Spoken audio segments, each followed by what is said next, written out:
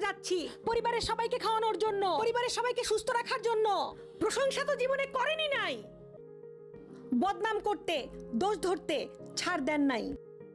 আমরা মা বোনেরা দেখবেন সারাদিন শ্বশুর বাড়িতে কাজ করার পরেও নাম পাই না, কিন্তু তরকারিতে যদি একদিন লবণ কম হয় কত কথা যে শুনতে হয় তার ঠিক নাই। নির্মম কিছু সত্য কথা বলবো, মনোযোগ দিয়ে শোনেন। নিজের টাকা দিয়ে যখন রেস্টুরেন্টে খেতে যান, খাবারও খান, টিপসও দেন, আবার বাইরে এসে স্ট্যাটাস মারেন। কয়জন আছেন ফেসবুকে স্ট্যাটাস দিয়েছেন, মা আপনাকে ধন্যবাদ, আজীবন রান্না করে খাইয়েছেন। কয়জন স্বামী আছেন স্ট্যাটাস দিয়েছেন, বউ তোমাকে ধন্যবাদ, অক্লান্ত কষ্ট সহ্য করে তুমি আমাকে রান্না করে খাওয়াইছো। কয়জন আছে?